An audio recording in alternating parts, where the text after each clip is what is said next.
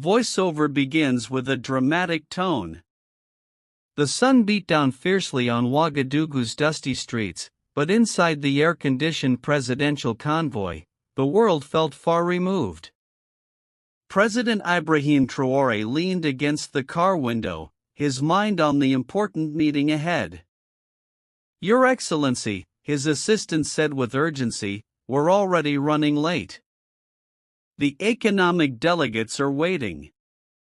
The president nodded slowly, his eyes scanning the bustling roadside.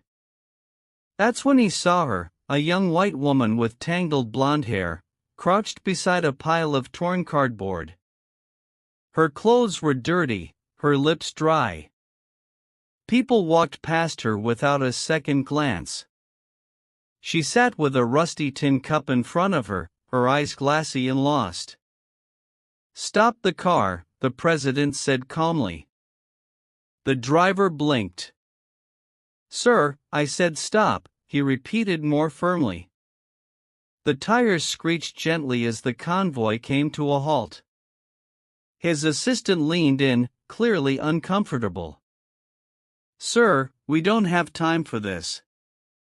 We should go. She might be dangerous or worse. This might be a setup." The president smiled faintly. Sometimes the spirit speaks louder than logic. Allah teaches us to help one another, regardless of where they're from. Without waiting for a reply, he opened the car door and stepped out, causing a wave of murmurs from the security detail. They rushed to position themselves around him. The woman looked up confused, then frightened as a man in a grand outfit and surrounded by guards walked toward her. He knelt beside her. "What's your name?" She hesitated. "Natasha," she replied in a trembling voice. I'm from America." He smiled gently. "What are you doing here, Natasha?" Tears welled in her blue eyes. "A man I met online told me he loved me. He said I should come to Burkina Faso and we would start a new life together. I believed him. I used all my money to get here." Her voice cracked. "2 days after I arrived, I found out he was married. When I confronted him, he laughed and kicked me out. That night, he stole my bag, my passport, everything. I've been on the street ever since." The president's expression darkened with sadness and anger. "You trusted someone and were betrayed. I will not leave you here." His assistant rushed to his side. "Sir, please. Let's just rent a hotel for her. She can stay there while we arrange help." "No," the president said, "she will come with us. It's too dangerous out here, especially for a young lady like her." "Then let her ride in a different car," the assistant insisted. "That's fine, but she stays close. We don't abandon people here." One of the presidential cars pulled forward and the guards helped Natasha climb in, her hands trembled, her heart pounding. Who was this man? Why was he helping her?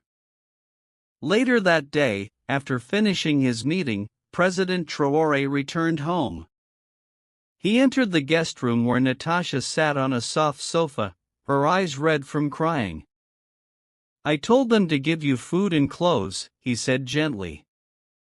"Thank you," Natasha said, her voice breaking. "I don't want to go back to America. My parents, they'll blame me. I want to stay here. I want to work. I can be useful."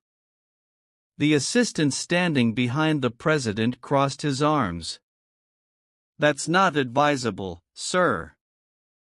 We know nothing about her. She's a foreigner with no documents."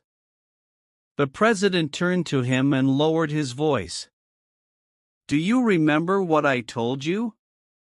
When I was young, a white man once saved my life. He didn't ask where I came from or what I believed. He just helped me. That's the kind of man I want to be. But sir, no more. The president faced Natasha again. You can stay. We'll find you a job, something meaningful. We believe in second chances here. Natasha's heart ached. No one had shown her this kind of love before. And as she stared at this powerful African leader, her mind swirled with confusion because deep inside her jacket, sewn in secret, was a tiny silver chip. A device she'd been trained to protect. A device she didn't even fully understand. A few hours later, Natasha sat by the window in the guest room of the presidential residence, watching birds fly freely in the blue sky. The smell of fresh bread and spiced tea drifted in from the kitchen. For the first time in days, she felt warm, safe, but her heart was still heavy. A knock on the door interrupted her thoughts. It was the president's personal assistant, Yakuba. His eyes were sharp, filled with suspicion, and his smile looked more like a warning. "Breakfast is ready," he said flatly. "You can come downstairs." "Thank you," Natasha replied quietly, standing to follow him. As they walked through the marble hallway, she admired the beautiful African artwork hanging on the walls. Everything felt like a dream. Only days ago, she had been sleeping on cardboard in the dust. Now she was in the house of the president. At the long dining table sat President Ibrahim Traoré. His white robe was spotless and he wore a calm smile. "Good morning, Natasha. Did you sleep well?" he asked. "Yes, sir," she replied. "And thank you. I don't know how to thank you enough." He nodded gently. "No need to thank me. Just eat and regain your strength." She sat down slowly and reached for a piece of warm bread. As she ate, he asked, "Would you like to share your story again? I want to understand better, not just for myself, but for others." Burkina Faso is a place where everyone deserves to be heard. Yakuba frowned, but remained silent. Natasha hesitated. Then she took a deep breath. "Back in America, I was lonely. I lost my job after COVID and spent most of my days online. One day, a man named Thomas messaged me. He said he was from Burkina Faso but worked with the UN.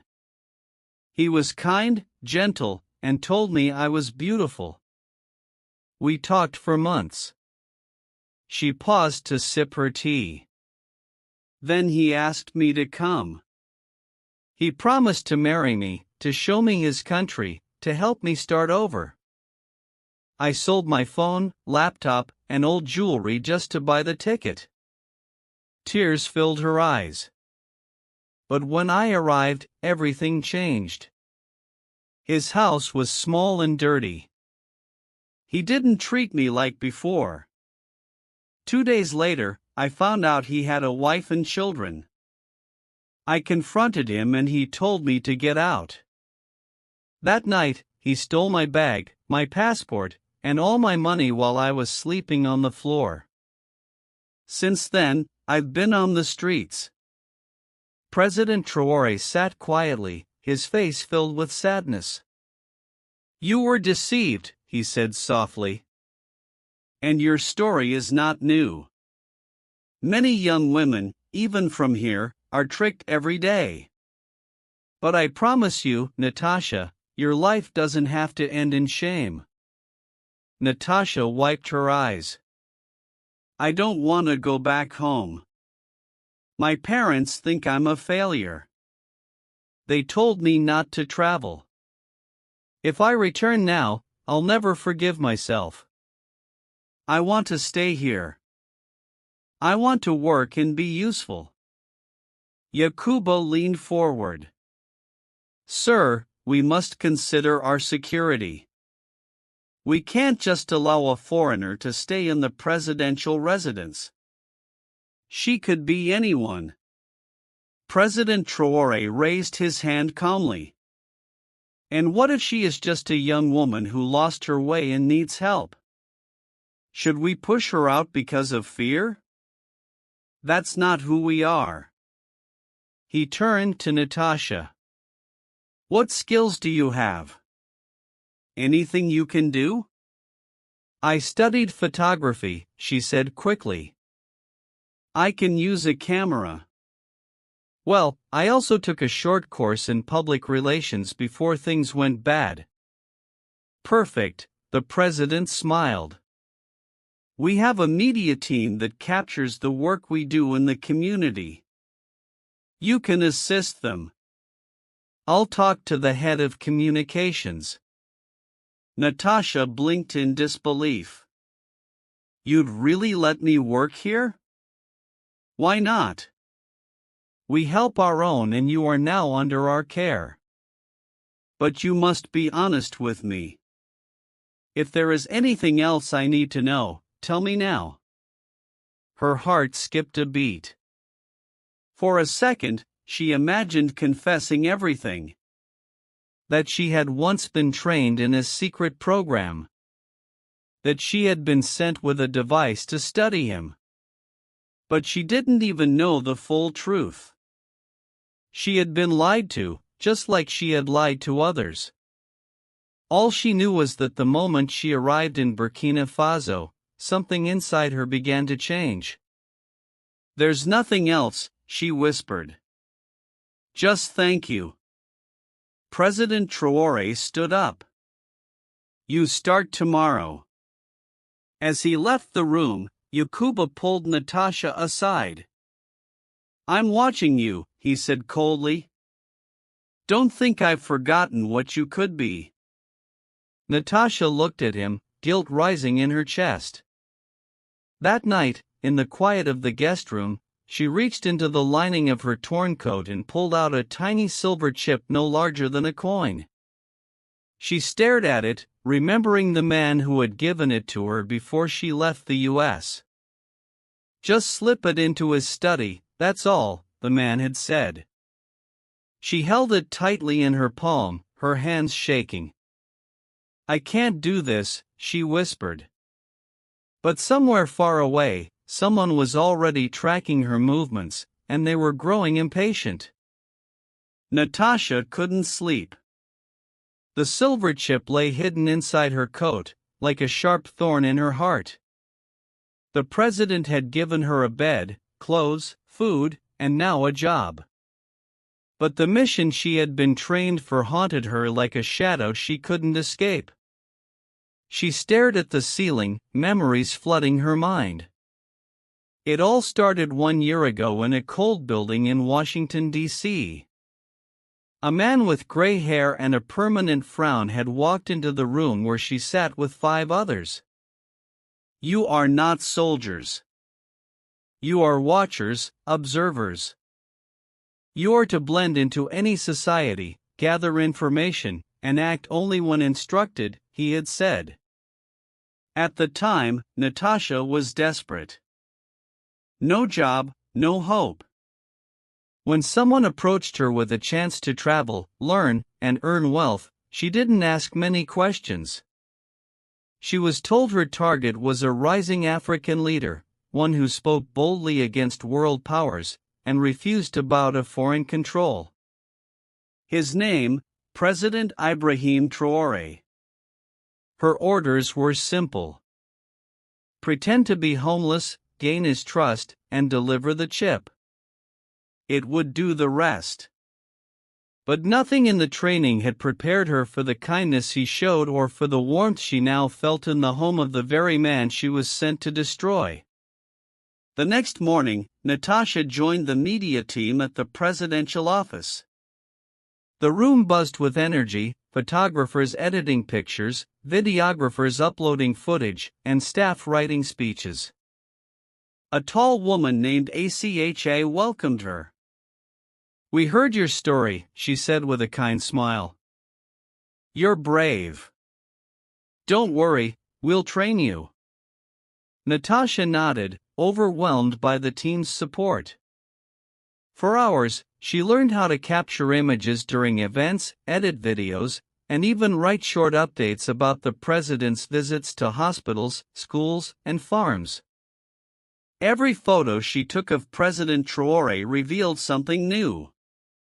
His quiet strength, his humility, the respect people had for him.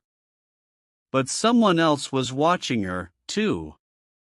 From a distance inside a small internet cafe across the city, a man wearing sunglasses clicked through encrypted messages. Subject: Natasha.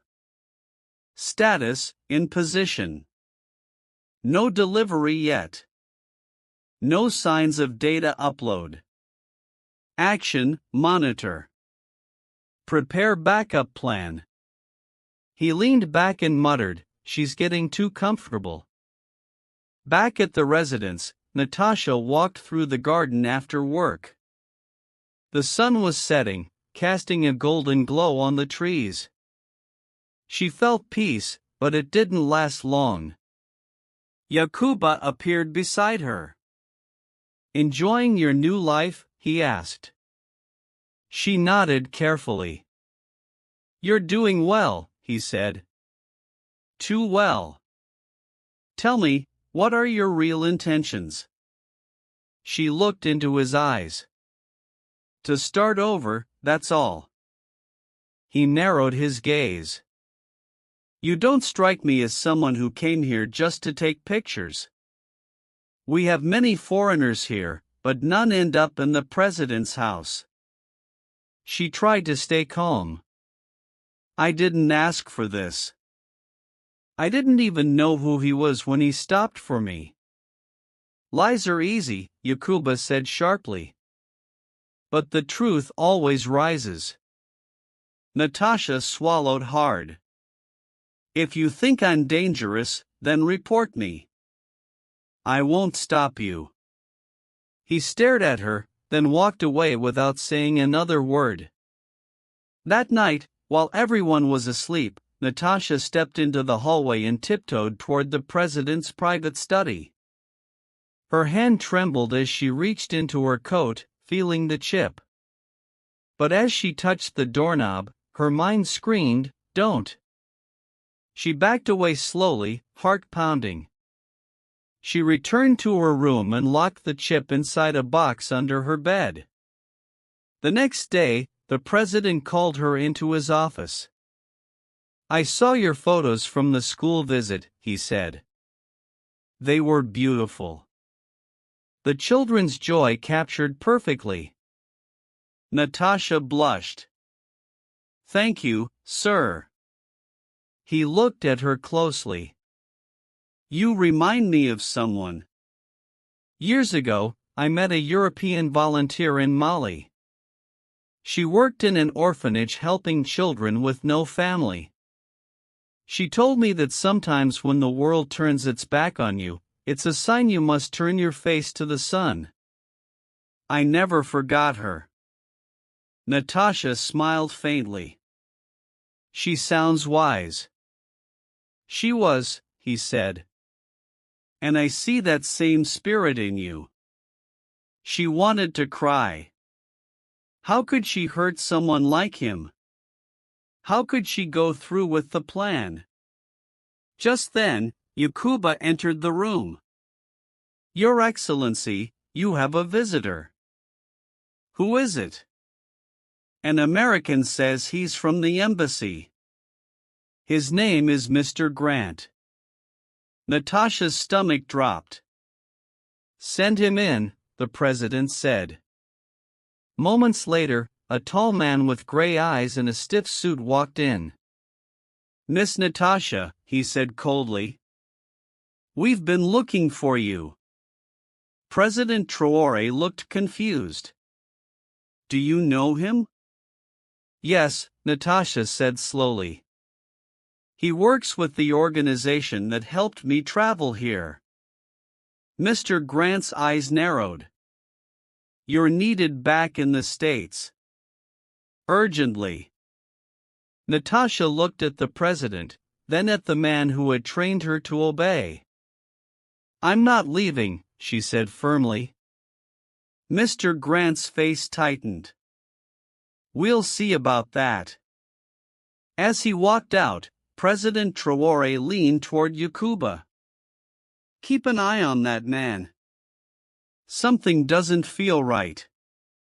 Natasha turned to the president. Sir, I'm so sorry. I don't know who to trust anymore. He placed a hand on her shoulder. Then trust me, we are not your enemy. Natasha nodded, but deep down she knew her time was running out. The people who sent her weren't going to wait much longer. And somewhere in the shadows, something darker was unfolding. 4 days after the visit from Mr. Grant, Natasha felt like a prisoner in her own mind. She still went to work with the media team. She still smiled, but inside fear tightened around her like a chain. The man from the embassy was no diplomat. He was a shadow from her past, a handler. And now he knew exactly where she was. But President Traoré remained as kind and generous as ever. His voice was calm, his smile warm, and every day he made time to speak with her. Whether in the garden, during lunch breaks, or after official duties, he didn't treat her like a stranger. He treated her like family. One afternoon, he invited her to join him for a visit to a rural village 2 hours from Ouagadougou. You'll take pictures, he said. And I want you to see the real Burkina Faso. She agreed. As the convoy drove through dusty roads and quiet farmlands, Natasha watched children play by the roadside and women walking with baskets on their heads. Life here was hard but beautiful. At the village, the people welcomed the president with songs and dancing. He laughed, clapped, and even danced with the elders. He didn't act like a man above others. He hugged old women. He sat on a wooden bench to listen to the youth. He spoke in their language and made promises to help. Natasha captured every moment with her camera. But she also captured something deeper, a truth. This man wasn't the monster she had been told he was. He wasn't a dictator. He was a leader who genuinely cared. After the event, as they rested under a mango tree, she asked softly, "Why do you do all this yourself? You could send others." He turned to her. Because leadership is not about giving orders from behind a desk. It's about seeing your people, knowing their pain. If I forget how they live, I will stop leading. She nodded slowly, inspired. Natasha, he said, you have a good heart, but I see fear in your eyes. Something is troubling you. She looked away. It's difficult to explain. Try. She hesitated, but before she could answer, Yakuba arrived. Your Excellency, the governor is waiting for your call. He excused himself, leaving Natasha alone. That night, back at the residence, Natasha sat in her room holding the silver chip. Her hands trembled. She knew what it was. A remote access tool. If placed in the president's office, it would give her handlers full surveillance of his private meetings, files, and movements. The next phase could be political destruction or worse. Suddenly, she heard footsteps in the hallway. She hid the chip and opened the door. It was Acha, the media team leader. We're having a small team dinner, she said with a smile. Come join us. Natasha followed her to the dining hall where laughter filled the air. Plates of jollof rice, grilled fish, and spicy meat were passed around. For a moment, she forgot everything. She laughed, she ate, and when they played music, she even danced.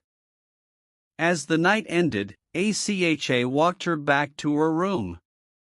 You're strong, Natasha, she said. But even strong people break sometimes. If you need to talk, I'm here. Thank you, Natasha whispered, her voice breaking. Inside her room, she cried into her pillow. Everything was spinning. Her heart was now at war with her mind. The next morning, President Traoré called her into his private library. It was a quiet space with tall bookshelves, African art, and a large wooden desk. I want to show you something, he said. He handed her an old leather-bound journal. This was my father, he explained. He used to write about life, war, and peace. Natasha opened it and read a few lines aloud. Even the smallest kindness can plant a seed of hope, but the tiniest lie can burn down trust. She looked at the president. Your father was wise. He nodded. I try to follow his lessons. That's why I helped you. I saw pain in your eyes, but also potential. Tears filled Natasha's eyes. You don't know who I really am. He paused, then spoke softly. Then tell me. She opened her mouth, but before she could speak, a loud knock came at the door. Yakuba entered, face tight with urgency. Sir, there's been an attempted breach at the communication room. Someone tried to hack into the system. What? The president stood.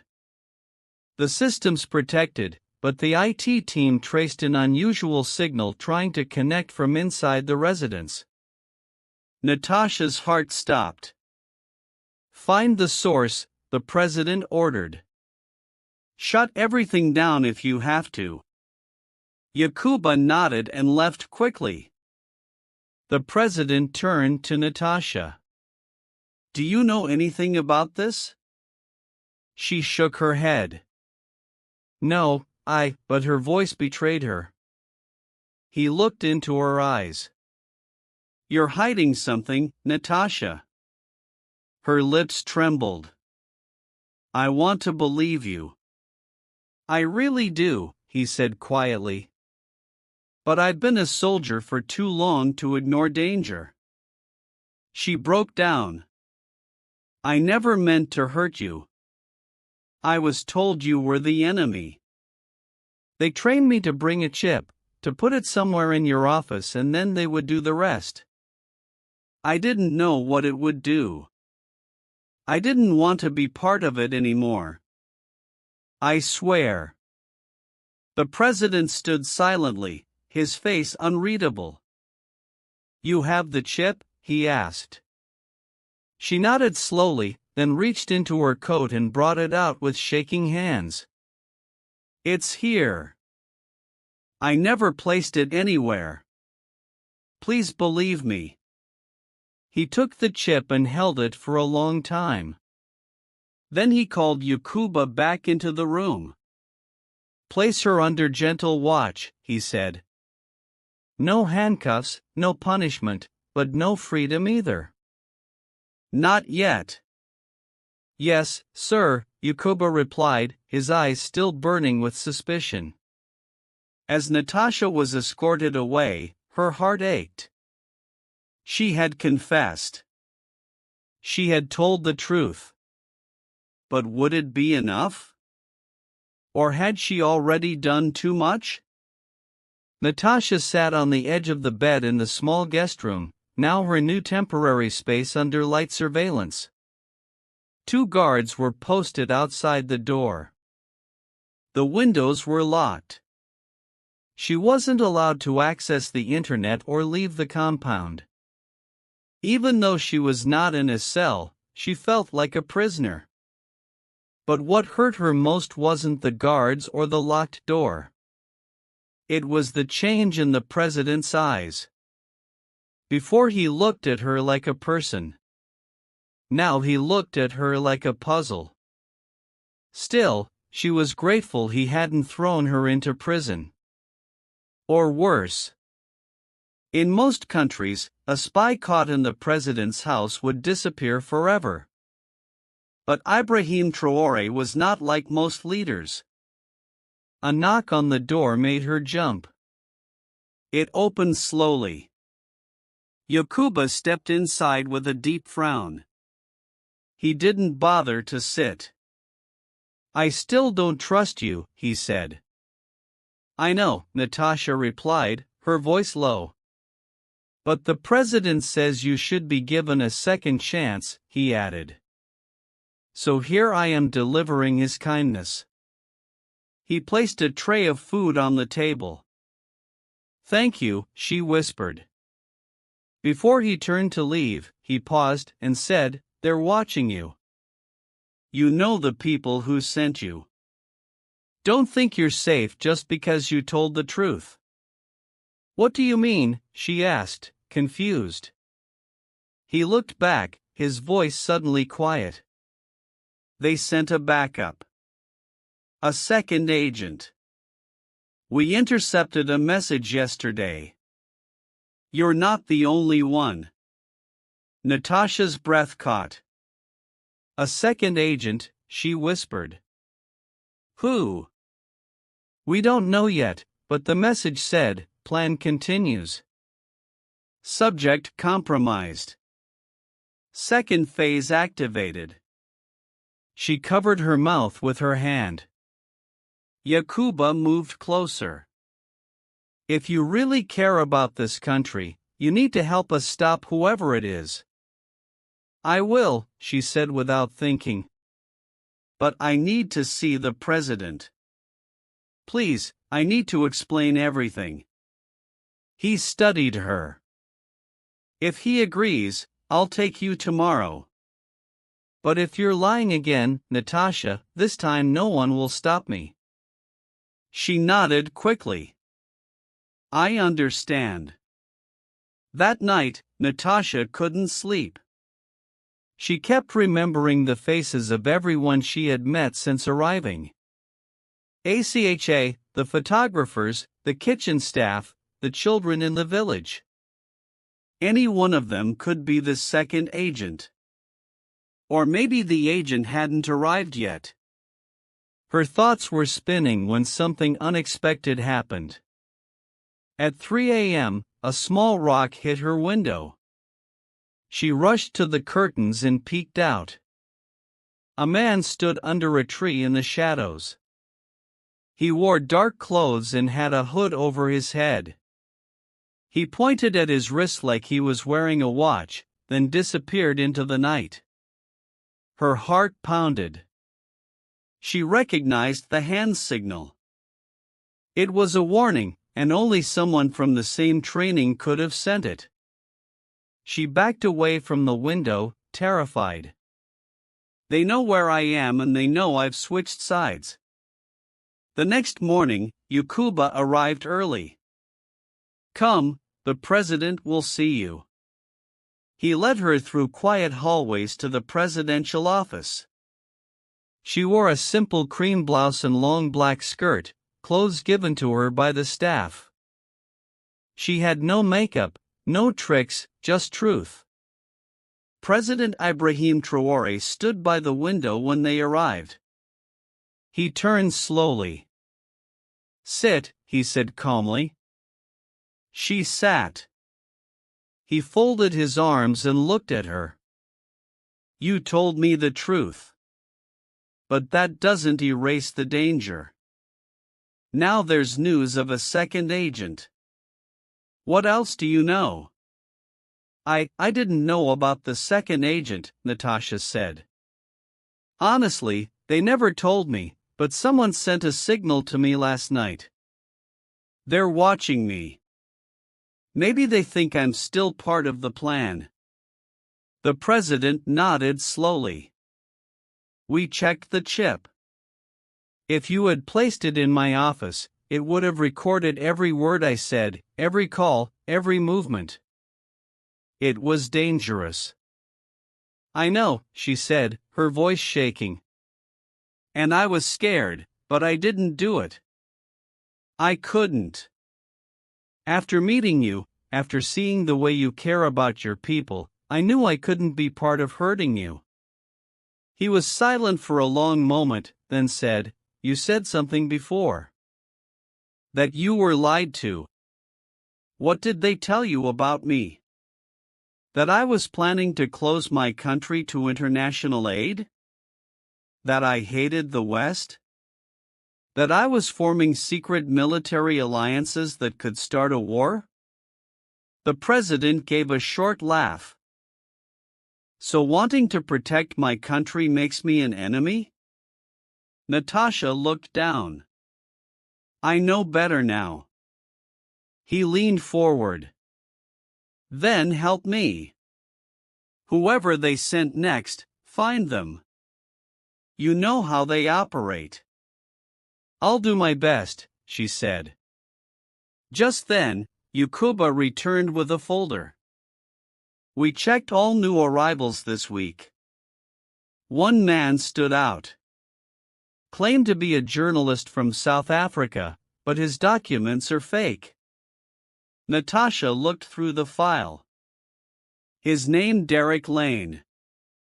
Her hands froze. I know him, she said in a trembling voice. He trained with me. He's dangerous. Very good at hiding. If he's here, he's going to finish what I didn't. President Traoré stood up. Then we need a plan. But this time, Natasha, you're not working for them. He paused, then added gently, You're working with us. Her eyes filled with tears. Yes, Your Excellency. Outside, the wind blew softly through the trees. But inside the walls of the residence, a new mission was beginning. Not to destroy, but to protect. Natasha stood before a mirror in the small security room where she had been moved. This time it wasn't a prison. It was a command base. She was no longer under watch as a threat, but now as an ally, and her mission had changed. The face staring back at her looked tired, but determined. For the first time in years, she felt purpose. Not the cold, distant kind her former handlers had promised, but the kind that grows from truth. She tied her hair into a ponytail and stepped out. Yakuba was waiting with a small folder.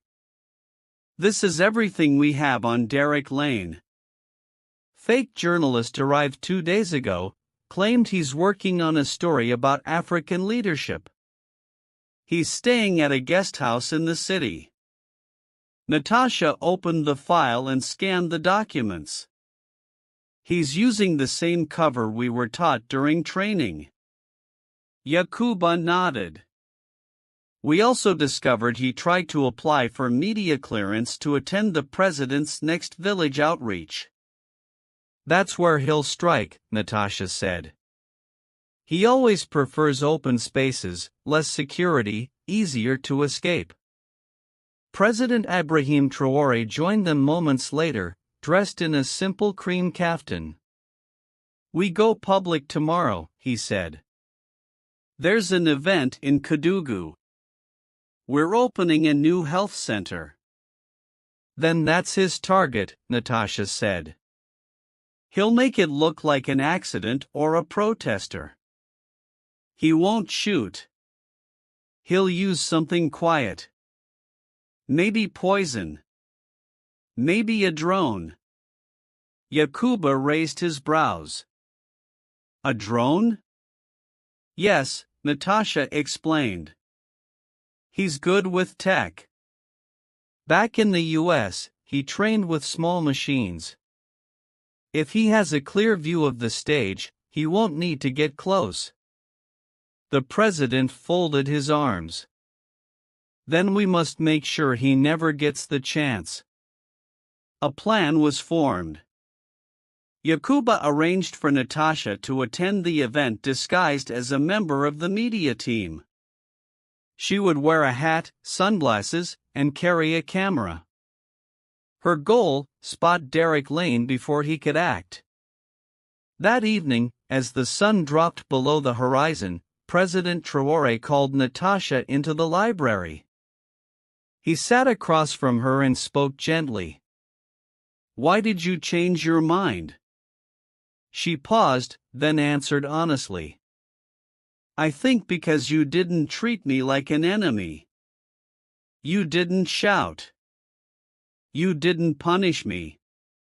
You listened. And you showed me what real leadership looks like. I was sent to destroy you, but you made me believe again." The president looked thoughtful. "Kindness is a seed. You never know when it will grow. I'm glad it did. In your heart." They shared a quiet moment before she whispered, "I'll stop him. I promise." The next morning, the convoy drove to Kédougou. The roads were busy with people singing and waving. Children danced. Banners were raised high. It was not just an event. It was a celebration. Natasha walked among the crowd, camera in hand, her eyes scanning every face. Security officers stood near the stage and Yakuba watched from the side. Everyone played their part.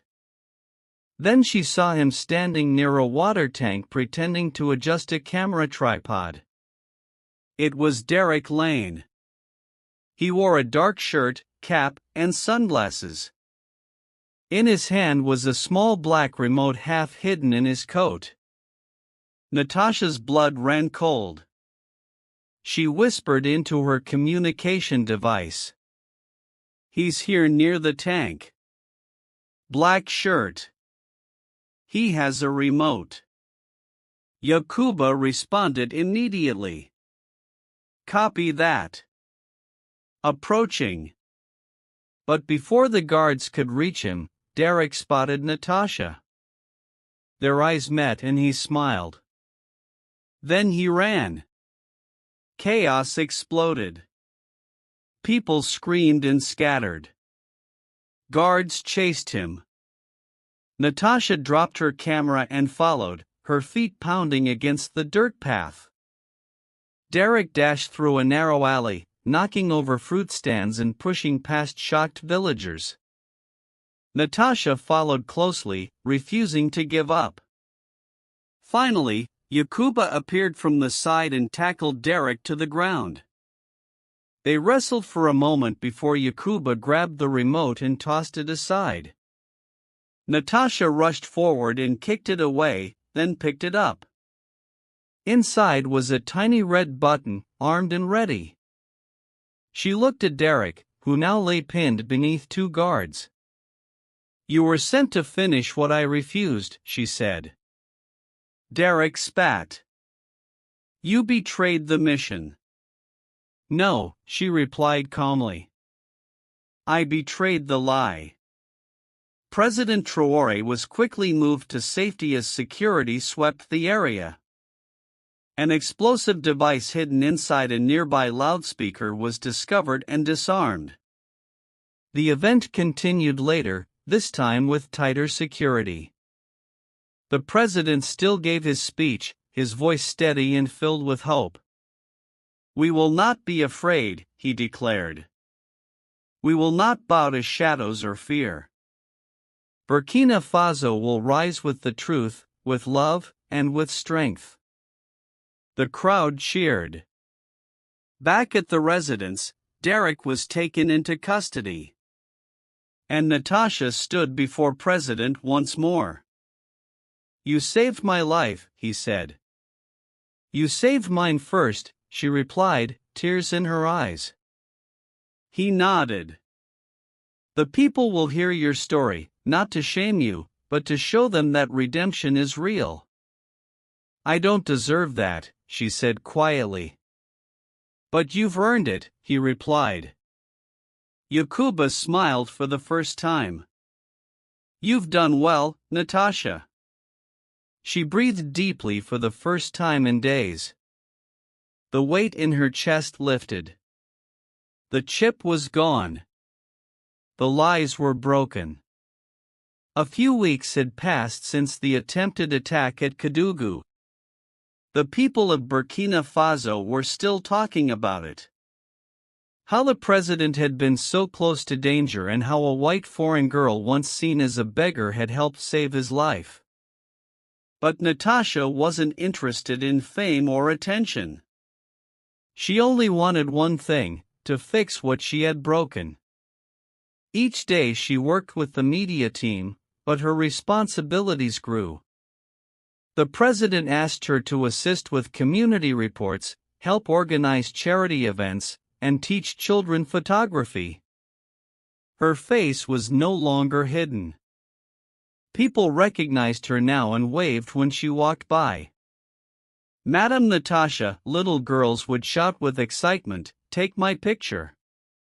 She smiled, bent low, and captured their joy. Something real, something she had never been taught in her training. One day while setting up cameras for an interview at a local school, she received a call from Yakuba. Come to the office. The president wants to see you. She arrived in the presidential library where President Traoré stood by the window as usual, hands behind his back. He turned to her with a gentle look. I have something important to ask you. She waited. We've been thinking about creating a special peace and youth development project, he said. Something that brings young people from all over the world to learn about leadership, courage, and truth. I want you to help lead it. Natasha's mouth opened in shock. Me? But I came here as a spy.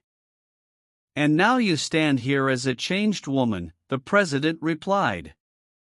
Your journey, your transformation will speak louder than any speech I give. You understand both worlds. That makes you perfect for this. She hesitated. What if people don't forgive me? Then let them watch your actions speak, he said. Time and truth will clear your name. Tears filled her eyes. Thank you, sir. I won't fail you again. I know you won't, he said with a soft smile. Later that evening, as she walked through the garden alone, Natasha heard footsteps. Yakuba joined her, hands in his pocket. You've come a long way, he said. I almost ruined everything, she replied. But you didn't, he said. And that's what matters. She looked up at the stars. They'll come back, won't they? The people who sent me, the ones behind all this, they won't stop. Yakuba nodded. Maybe not, but next time we'll be ready, and now we have you. For the first time, Natasha felt like she truly belonged. Months later, news outlets from around the world ran headlines. From spy to peace advocate, the girl who helped save President Traoré. Burkina Faso launches global youth mission for truth and leadership. Former U.S. operative leads African initiative of hope. Natasha stood before a crowd of young people from more than 20 countries. Behind her stood President Traoré, smiling proudly. She took the microphone. My name is Natasha. I came to Burkina Faso with lies in my heart, but I found truth, family, and a future. I thought I came to destroy, but I was really sent here to be rebuilt. The crowd erupted in applause, and somewhere far away, in a cold government office in Washington, a man with gray eyes watched the broadcast. He turned off the screen with a grunt. "She was our best," he muttered. His colleague asked, "Should we bring her in?"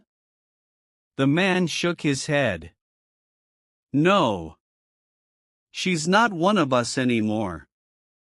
Back in Burkina Faso, Natasha continued her new mission, not with weapons or secrets, but with compassion, wisdom, and service.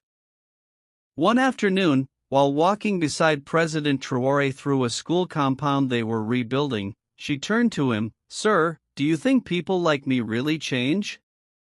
He smiled and replied, "Not everyone does, but the brave ones do, and you, Natasha, are the bravest of them all." And with that, the girl who had once come to destroy became the woman who helped rebuild a nation. Dear viewers, if you enjoyed this video, don't forget to hit the subscribe button, like, share with your friends, and turn on the post notification bell so you'll be the first to know whenever we upload a new video on Black struggles. Thank you for watching. Voiceover ends with an inspiring tone.